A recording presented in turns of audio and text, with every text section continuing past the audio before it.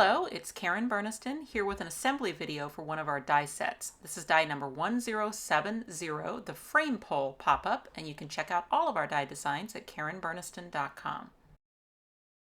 The frame pole pop-up features this nifty little pull tab that when you pull it, it pops the card open, and then inside there is a little pop-up. And you can see how generic this die is. You can use it year-round for any theme. And because the action is made using a pull tab, you can actually put it on the front of the card. You don't have to only use it on the insides of cards.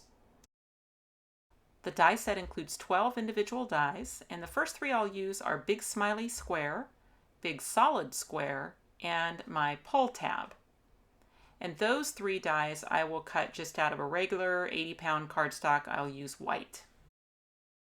You can use any die cutting machine that can accommodate a wafer-thin die. I'm using a Sizzix Big Shot today.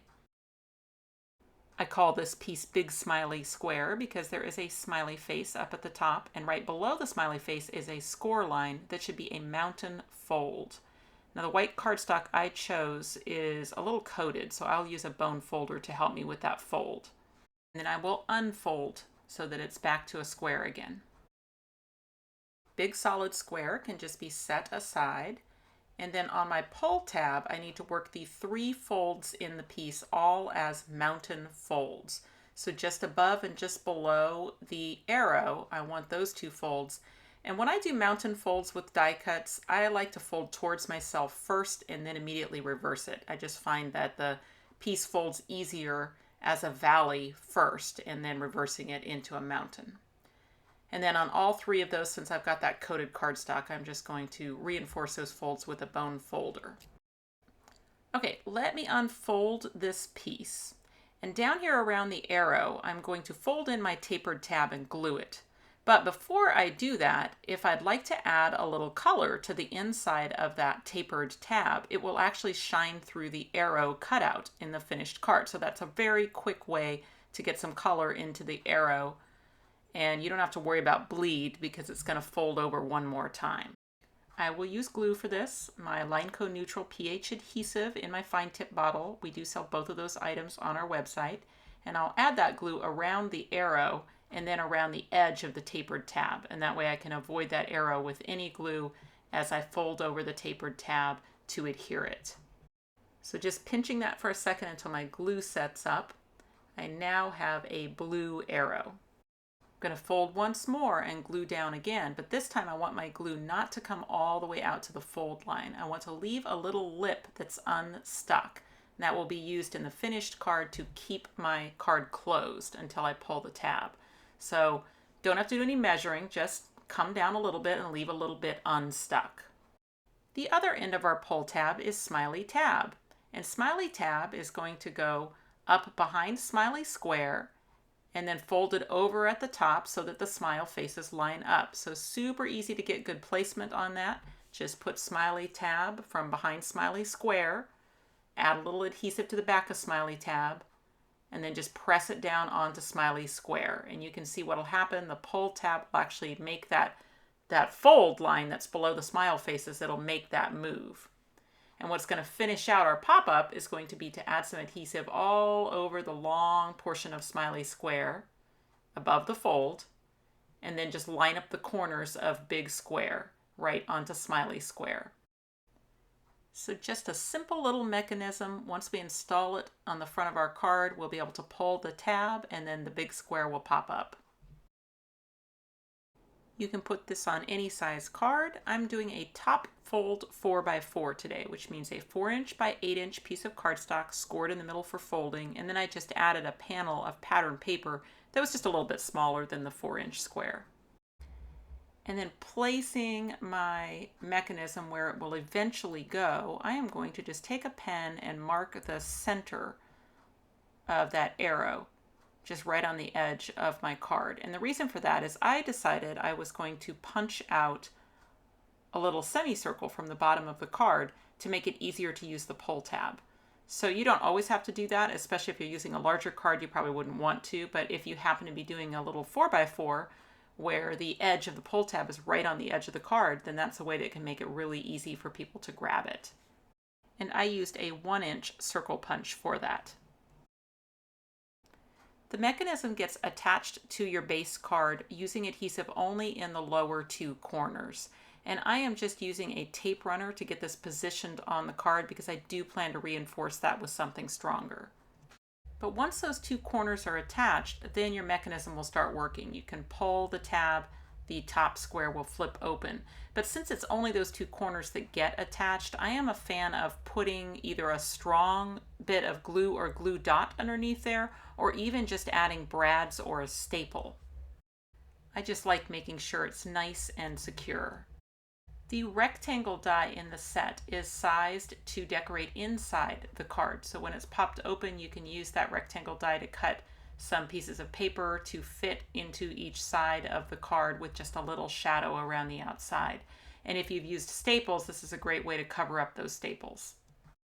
It is completely optional to add the pop-up inside the card, but it's this small little box die that is used to make that pop-up. So this die will cut and score the piece in 3 locations so that when you fold them all as mountain folds, it will make this little box. Then you just need a nice strong tape in the outer 2 panels, peel up 1, and then where you want to place that box is anywhere along the fold so that the edge of the box is right in the seam that makes the fold. So not on the edge of the paper, but actually on the edge of the seam. Then you fold down your box so that the other edge is right along the seam. Then you peel up the liner, and holding that flat, you carefully close your card.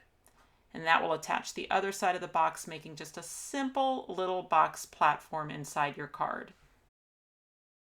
The die set includes 2 frames as well as a square that is sized to perfectly fit behind the smaller frame, the one that will go inside on the pop-up. So that square I'm just going to cut out of white cardstock. And then on my frames, I want to take advantage of the emboss feature of those dies, but they're brand new. So whenever I have a brand new die where the paper's not going to stick in the die, I always do the embossing first. So I've swapped out my machine for an embossing sandwich, and I've got my 2 frame dies taped to my cardstock against that squishy silicone. Then I just put my cutting pad on top and roll that through.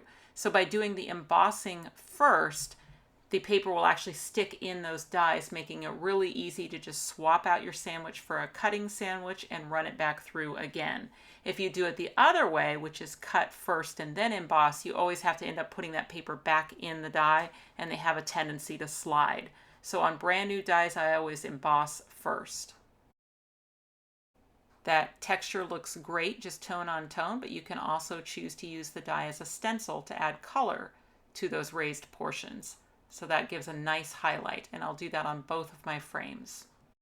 And of course, anytime I use my dies as stencils, I want to make sure I have a rag handy where I can wipe that ink off while it's fresh. The die set also includes 2 mirror image birds and a die that will cut 2 small hearts. The birds have a stencil feature, so I can use that to add the eye to the bird by just using a black pen and then sponging through the wing area to add the wing highlight. Then I'll use teal again along the top half of the bird and a peach color along the belly of the bird. And then a dark marker to color in the legs and the beaks. The birds look particularly cute when they can sit on a branch or a vine, and in the new Autumn Elements set, there's this nice little vine that's just perfect for the birds. I've cut it 3 times from green cardstock, and then I'm highlighting the stem area using that dark marker. Then I added one to my small frame, making sure that I kept the leaves along the bottom so they didn't extend below the frame. And then I'm just going to add one of my birds to my small frame, and then in his beak will be one of those little hearts. And this little frame is sized to perfectly work on the little pop-up box inside the card so that it will stay within the limits of the card when it's closed. I just need a little adhesive on the front of the box. I can lay my frame down flat, close the card to pick it up, or I could have just pressed it to the front of the box. It's just whatever you find easiest. I'm using my large frame die again along with the square that's just a little bit smaller, and then I'll tape those together and run those through my machine. And from that I will end up with 3 pieces, and it's actually the one between the two that I was looking for, which was that small little frame. Just makes a nice little inner frame for my large one. And I'll just tape that on the back so that at the seam so that it's in there while I decorate it with my vines. Okay, my frame is ready for my card, but when I add the adhesive to the back, I am going to avoid the top edge of the frame. So I'm putting adhesive everywhere else, but just not along that top edge. And then I can just center and place that on my flip-up card. So in order for pulling the tab to be able to flip the top open, the back part of that square needs to have a little give to it. It needs to be able to bend. And when you add a really stiff frame to it along that top edge, then it makes it harder for it to bend, and you have to pull that tab much harder to be able to pop it open. So by just leaving the adhesive off of that top edge, it'll pop open really nicely for you. So just finishing out my front decoration with the other bird and the other heart, and I do have pop dots behind those. For a greeting, I chose Thinking of You from Word Set 1. Just die cut that and glue that inside my flip up card. This die set is designed so that when the card is closed, you can tuck the edge of the square behind the lip of the pull tab, and that just keeps it nice and flat. And then speaking of that arrow, it ended up not being exactly the perfect blue for my card. I think I would rather have it be the navy. So I'll just add a piece of navy cardstock behind just the arrow portion of my die cut a little navy arrow, add some glue inside the opening, and then just add it into that opening. Inside the card, I just added pattern paper and another frame for a place for a personal greeting. So that's my finished little cute 4x4 card. And I just must say that there is something surprisingly fun and addicting about pulling that tab and watching that card flip open. This one is just a great little easy to assemble, fun die set, going to be great for all ages, all genders, all themes, all seasons. And of course you are not limited to using your little birds and hearts and frames only with this die set. So that's the beauty of our die sets, is that we give you lots of decorator pieces that you can mix and match as you build your collection. Here's one where I used a lot of our Halloween dies to decorate up a frame pull pop-up. Just super cute little combination of dies. That is a top fold A2 card on that one. And all the little costumes that I used on the ghosties were from Tiny Accessories 1. Here's another A2 card, and this was the one that was for the packaging of the die set, and I was not paying attention as I was designing to how thick I was making all the layers. I was basically just having a blast. And then in the end, I really had to kind of strain to get my pull tab to come up and over that lip because of the sheer height of the piece.